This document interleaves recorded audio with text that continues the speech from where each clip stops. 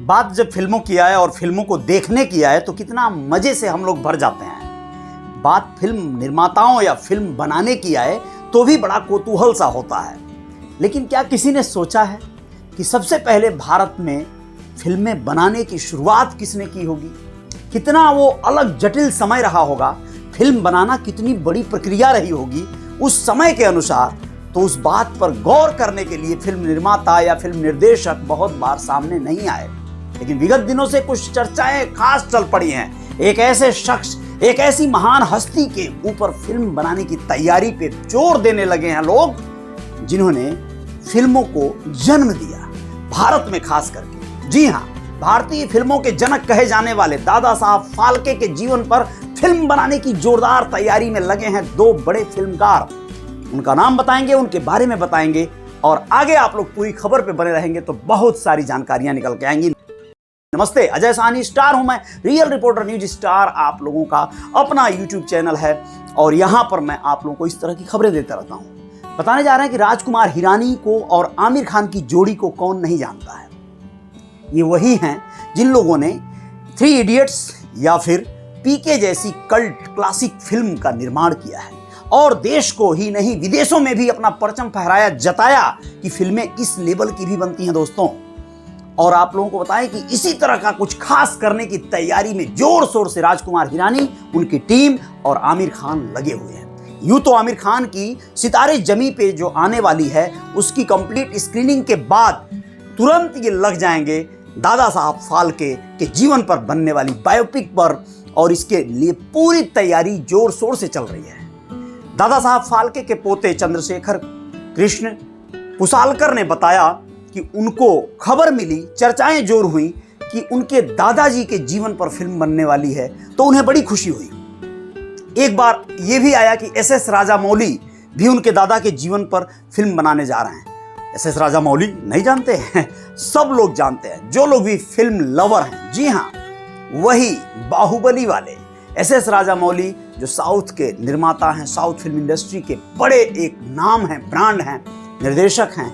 जी हाँ दोस्तों, writer, screen writer सब कुछ हैं वो और बड़े महंगे भी हैं। वो दादा साहब के जीवन पर फिल्म तो बनाना चाहते हैं या बनाने वाले हैं, ये बातें तो चल रही थी। लेकिन चंद्रशेखर श्री कृष्ण पुसालकर जो कि दादा साहब फाल्के के पोते हैं, वो कहते हैं कि उन्हें राजा मौली ने कभी भी संपर्क नहीं किया, जबकि ये बहुत ज़रूरी है कि अगर उनके पूर्वज के ऊपर, उनके दादा के ऊपर, फिल्म के जनक के ऊपर फिल्म बनने जा रही है तो उनके परिवार से तो बात करनी चाहिए। असली कहानी तो उन्हें ही पता है। एक ख्वाहिश और चंद्रशेखर श्री कृष्ण ने जताया। उन्होंने कहा कि उनकी दादी सरस्वती बाई फाल्के के भूमिका को निभाने के लिए निर्माताओं को, निर्देशकों को विद्या बालन को ही कास्ट करना चाहिए। जी हाँ, उन्होंने राजकुमार हिरानी और टीम से भी यही अपेक्षा जताया है। अब आप लोगों को जानकर ये खुशी भी होगी कि राजकुमार हिरानी के अलावा अभिजात जोशी, हिंदू कुश भारद्वाज और आविष्कार भारद्वाज नाम के राइटर भी 4 सालों से स्क्रिप्ट पर काम कर रहे हैं। राजकुमार हिरानी तो खुद ही एक बहुत बढ़िया और शानदार स्क्रिप्ट राइटर तो हैं, डायरेक्टर हैं, सब कुछ हैं, लेकिन उनकी टीम है और इस टीम ने कई बार चंद्रशेखर श्री कृष्ण पुसालकर से संपर्क किया, पूरी कहानी को, तथ्य को जानने की कोशिश किया। और तो और आप लोग बताएं कि लॉस एंजलिस की वीएफएक्स की जो बड़ी कंपनी है उसने एआई का उस समय का पूरा माहौल तैयार कर लिया है। क्योंकि दादा साहब फाल्के जब फिल्म निर्माण कर रहे थे तो उस समय का भारत ऐसा तो नहीं था, इतनी एडवांस टेक्नोलॉजी भी नहीं थी, इतने सारे सेटअप भी नहीं थे। तो उस समय का जो बैकड्रॉप था, किस तरह से चीज़ों को दर्शाया जाएगा, एआई के मदद से वो पूरा बैकड्रॉप तैयार कर लिया गया है। सोचिए, वो माहौल क्रिएट किया जाएगा जब दादा साहब फाल्के फिल्म किया करते थे। वो एक ऐसे अभिनेता, एक ऐसे निर्माणकर्ता, फिल्म निर्देशक, फिल्म राइटर, फिल्म निर्माता थे जो पहली बार थे, भारत में पहली बार महाराष्ट्र की धरती से जन्मे। उन्होंने तमाम तरह के दौर से उनका जीवन गुजरा। उनके जीवन पर कभी और विस्तार से बात करेंगे, लेकिन इस समय की बात यही खास है कि जहां पर फिल्म निर्माण की बात आ रही है, इससे यह दर्शाने की भी कोशिश की जाएगी कि जिन दादा साहब फाल्के के नाम पर फिल्म का भारत का सबसे बड़ा अवार्ड बना हुआ है, दादा साहब फिल्म अवार्ड जो है, वो बहुत बड़ा भारतीय सिनेमा का पुरस्कार है, सबसे बड़ा पुरस्कार है दादा साहब फिल्म जो पुरस्कार है।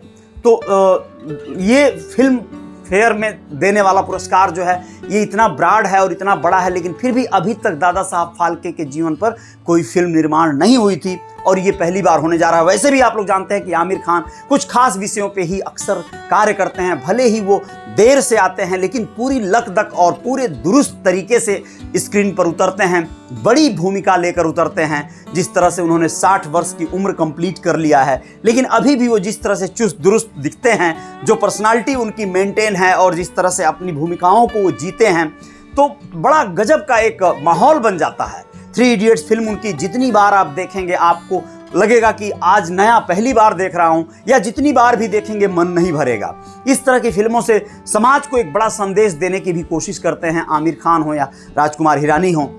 राजकुमार हिरानी के बारे में भी यही बातें कही जाती हैं कि देर से आती है उनकी फिल्म लेकिन बहुत ही ज़्यादा मील का पत्थर साबित होती है, सुपर डुपर हिट होती है। तो दादा साहब फाल्के के जीवन पर बनने वाली फिल्म भी एक नया कीर्तिमान रचेगी, इस तरह की आशाएं लगाई जा रही हैं और यही उम्मीद करते हैं। भारतीय सिनेमा के जो भी लवर हैं, फिल्म देखने वाले दर्शक हैं, वो इंतज़ार करें।